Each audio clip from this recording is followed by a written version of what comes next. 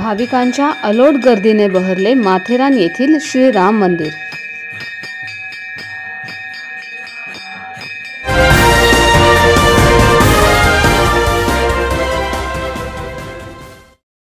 सोमवारी राम जन्मभूमी अयोध्येत प्रभू श्री रामाची बहुप्रतीक्षित मूर्तीची प्राणप्रतिष्ठा करण्यात आली।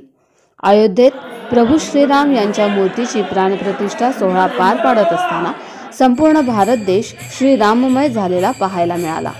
माथेरान येथेही श्रीराम मंदिरात सकाळपासूनच भाविकांनी गर्दी केली होती।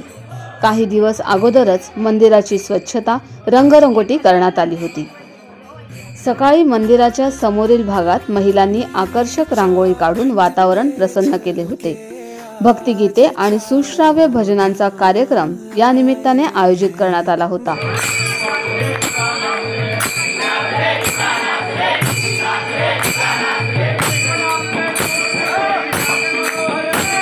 दुपारी 12:30 वाजता अयोध्येत श्रीरामाच्या मूर्तीची प्राणप्रतिष्ठा झाली।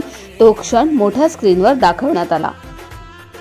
प्रभू रामचंद्रांचे आगमन, प्राणप्रतिष्ठा सोहळ्याचे अभूतपूर्व ऐतिहासिक गोष्टीचे याची देही याची डोळा देखत दर्शन अबालवृद्ध भाविकांनी कृतकृत्य होऊन घेतले।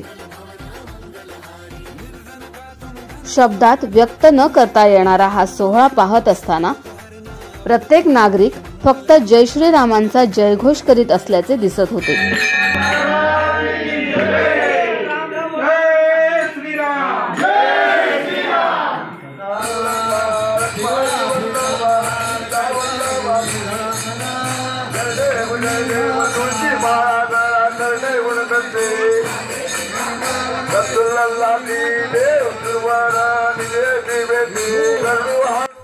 यावेळी फटाक्यांची आतिषबाजी करण्यात आली।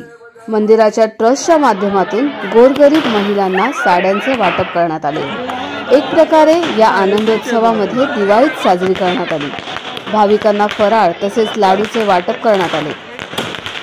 सर्व कार्यक्रमाचे आयोजन ग्रामस्थ उत्सव मंडळाच्या वतीने करण्यात आले होते। स्वराज्य लेख लाईव्हसाठी माथेरानहून चंद्रकांत सुतार। कृपया आपले चॅनल सबस्क्राइब करा आणि असेच नवीन अपडेट पाहण्यासाठी बाजूच्या बेल बटनवर क्लिक करा।